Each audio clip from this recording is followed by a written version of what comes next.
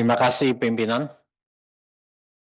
Yang terhormat Pak Menteri Koperasi, Pak Budi Ari, Pak Wamen, Pak Ferry, dan jajaran yang hadir di sini, juga teman-teman Komisi 6. Yang pertama, saya pikir kalau usulan 7,8 triliun itu disetujui, itu akan menjadi rekor di Komisi 6, Pak. Belum pernah, Pak. Semua kementerian bisa dapat 7,8 T. Ya. Apalagi sekarang banyak pemotongan. Kita doakan bisa dapat dananya 7,8 usulannya.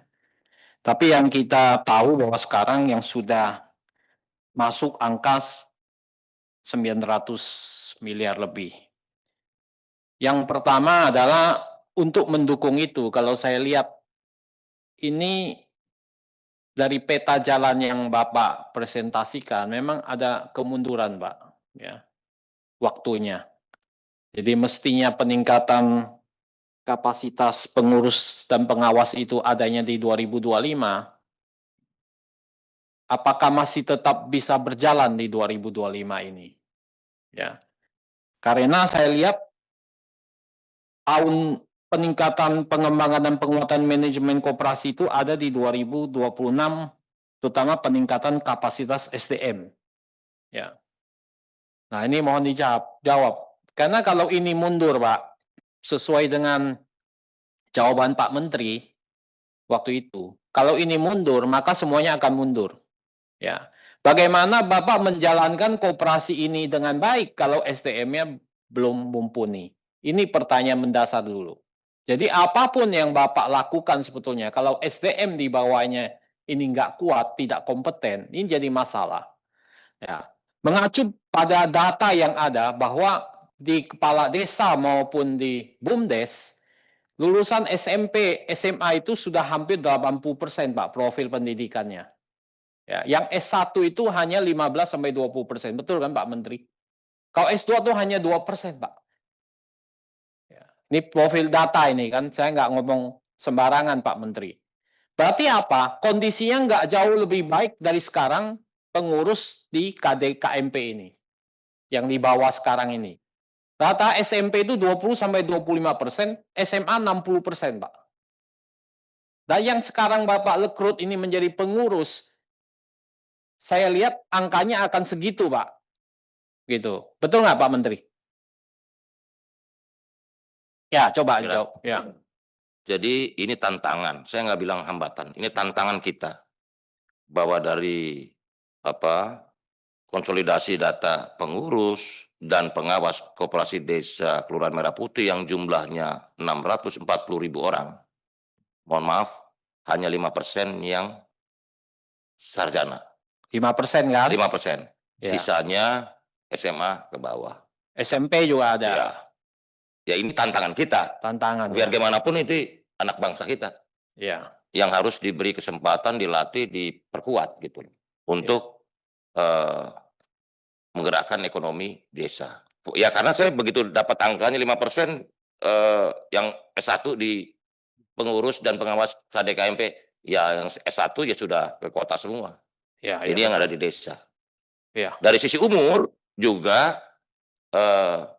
luar biasa karena cukup banyak anak muda di level umur 40-an yang menjadi pengurus dan pengawas KDKMP. Ini ada harapan. Nah, ini lihat profilingnya, saya kasih aja supaya bisa diskusinya langsung. Nah, ini yang saya minta sebetulnya kan. Iya, iya. Ini kalau nggak diminta saya nggak tampilin, tapi karena Prof meminta kita tampilin ini. Ya. Status gelar sama usia. Usia coba bisa di zoom digedein. Nah, ini usia nih. Kelompok usia nih. Itu total kan 640.000. Di mana pengurus 5, pengawas 3 per koperasi. Kita bisa lihat umurnya. Yang tebal itu coba di zoom yang gedein lagi dong. Itu yang 200 sekian ribu itu adalah usia 29 sampai 44 tahun. Iya. Dan Gen X 45 sampai 59 tahun itu 213.000. Coba geser ke kanan, Mas. Geser ke kanan, bukan yang ke yang tuh ya, yang makin muda. Yang makin muda mana? Nah, ini. Jadi memang sebenarnya ada harapan karena dari sisi apa? Dari sisi pengurus dan pengawas ini usia-usia produktif. Jadi masih ada daya tarung dan daya juang gitu. Artinya masih bisa dididik. Masih bisa dididik. Artinya masih bisa dididik. Nah, masih bisa dilatih. Coba lihat struktur pendidikan di atasnya, data di atasnya. Nah, ini. Ini totalnya kan totalnya dulu. Nah, itu 400 tepatnya 420.000 pengurus koperasi, pengawasnya 259.721 orang.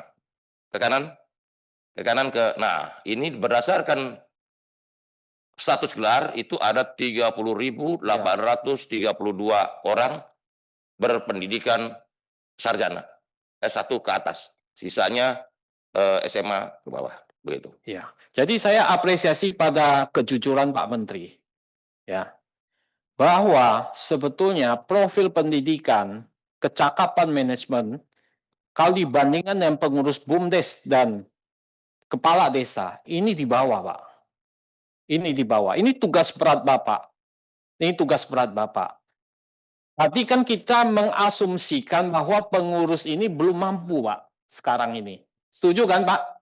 Setuju kan? Karena hanya 5%, 95% itu SD, SMP, SMA, Pak Menteri. Jadi peningkatan kapasitas manajemen ini menjadi penting. Kalau ini tidak ada dananya, tidak terjadi, kita sudah bisa menduga bahwa koperasi desa KMP ini akan gagal di ujung, Pak. Karena mengurus bisnis itu tidak sembarangan sama dengan bekerja sama orang. Ini beda, Pak. Dan yang urus bukan 1-2 lini bisnis, ini 2-3 lini bisnis. Jadi saya minta bahwa apa? Bahwa ini harus diperjuangkan benar, Pak. Karena kalau dari sinilah kuncinya, Pak. Dan saya lihat peningkatan kapasitas SDM Bapak ini di 2025 yang mestinya sudah dilakukan, ya, ini ternyata mau ke 2026. Nah, ini harus kerja keras, ya. Nah, itu apakah sudah dimulai, Pak Menteri? Izin pimpinan saya jawab sebentar ya. Oh, ya. Pak. Ini Prof, untuk tahun 2025 kita sudah mendapat anggaran belanja tambahan sebesar 740 miliar. Yang itu memang kita gunakan untuk capacity building. Sebagian besar karena hampir sekitar 400-an itu dekonsentrasi. Jadi memang untuk ke daerah-daerah. Jadi dalam 3 bulan ini mulai Oktober, November, Desember kita melakukan namanya pendampingan koperasi alias bisnis asisten, perekrutan dan pelatihan-pelatihan untuk meningkatkan capacity building dan kompetensi pengurus koperasi. Sudah kita mulai dalam 640 miliar ini kita gunakan untuk dekonsentrasi kan, di gubernur kan, Iya. di provinsi kan, Iya. Dan kabupaten kota. Kabupaten kota kan namanya bukan dekonsentrasi ya, kok provinsi kan, jadi itu. Nah ini penting kenapa? Jadi metode pengajaran peningkatan kapasitasnya harus juga jelaskan ke kami, Pak. Karena gini loh, Pak. Kalau Bapak lakukan bisa cepat, kalau Bapak kan lewat daring, percayalah sama saya, itu nggak akan meningkatkan kapasitas, Pak. Jadi ini poin penting. Jadi jangan asal-asalan di situ hanya habisin anggaran, Pak Menteri. Ya, kalau itu dilakukan dengan hanya tujuannya menghabiskan anggaran, itu nantinya juga dapatnya nggak bagus. Ya, nah ini saya minta Pak, Bapak kan pasti udah punya silabus, udah punya kurikulum. Bapak kan belum presentasikan pada kami seperti apa, atau Bapak kirim ke kami, gini-gini kan saya dosen, Pak. Saya tahu, Pak, saya nyusun kurikulum dan silabus, Pak. Ya, setiap saat. Jadi nanti Bapak kasih tahu, saya bisa tahu, Pak. Ya. Ya, jadi saya bisa tahu pelatihan Bapak kena atau apa. Misalnya pemasaran apa yang Bapak latih, marketing konsep apa yang Bapak latih yang cocok dengan sasaran. Keuangan apa yang Bapak latih di sana, ya. Nah, ini adalah poin-poin yang Bapak harus jelaskan atau minimal kirim ke kami karena kalau dijelaskan ini kan terlalu ini. Dan bagaimana Bapak menyusun itu? Nanti kelihatan di kurikulum sama silabusnya. Apakah ini masuk akal, matching atau enggak? Ya, ini nanti Bapak kirim ke kami. Jadi saya menganggap ini starting point-nya di sini, Pak. Ini gagal, rusak semua. Ya, garbage in, garbage out. Sampah masuk, sampah keluar, Pak. Gitu. Jadi ini yang poin pertama. Yang kedua adalah saya mau minta Pak Menteri, tolong Pak Menteri kasih tahu KPI apa yang Bapak susun, yang Bapak pakai untuk menilai Koperasi Desa Merah Putih. Saya belum pernah melihat KPI Bapak, apa yang Bapak susun, supaya apa? Supaya bisa menilai sebuah Koperasi Desa Merah Putih begitu. Ya. Nah ini apa? Apa Bapak dari sisi finansialnya Bapak susunnya dari sisi apa? Apakah DSCR-nya? Apakah NPV-nya bagaimana? IRR-nya bagaimana? Payback period-nya bagaimana? Nah ini tolong presentasi pada kami sehingga kami bisa tahu. Ya, gini loh Pak, udah kelihatan nih Pak Menteri, setuju nggak? Ini belum siap semua nih Pak, belum siap semua.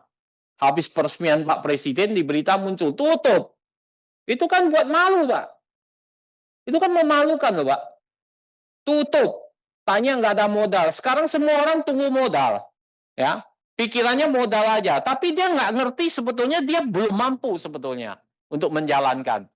Ya. Jadi kalau orang dikasih modal aja, manajemennya nggak capable, sukses nggak Pak? Nggak sukses Pak. Ya. Jadi KPI ini tolong Bapak kasih tahu ke kami Komisi 6 sehingga kami bisa ikut menilai juga. Itu yang kedua. Yang ketiga pembiayaan Pak. Dalam impres kan jelas, salah satunya kan channeling. Channeling kan pemerintah taruh dana, sudah taruh 16 triliun, betul dari 83 triliun. 16 triliun ini. Bapak jelaskan ke kami juga, siapa yang evaluasi untuk menyalurkan ke koperasi? Siapa yang evaluasi? Apa peran Kementerian Koperasi di sana? Ini nggak jelas, Pak. Ya, sampai sekarang. Jadi, apakah itu semua bank itu nurutin usulan dari Kementerian Koperasi atau bagaimana? Ya. Nah, ini poin ini harus jelas gitu. Kalau yang plafon sudah lah, Pak. Kalau koperasi nggak mumpuni, Pak, nggak dapat itu kredit, Pak. Yang plafon itu. Saya taruhan, Pak. Ya. Kalau dia nggak mumpuni perusahaannya, koperasinya nggak hebat, Pak. Kebanyakan tuh nggak dapat, Pak. Karena penilaiannya kan ketat perbankan di sana. Kalau yang plafon. Tapi kalau yang channeling ini kayak bansos, Pak. Tapi walaupun bansos ini kan harus dievaluasi. Evaluasi. Nah, bagaimana mengevaluasinya? Siapa mengevaluasinya? Apa peran Kementerian Koperasi? Di mana tanggung jawab Kementerian Koperasi dalam pemberian pinjaman dana ini?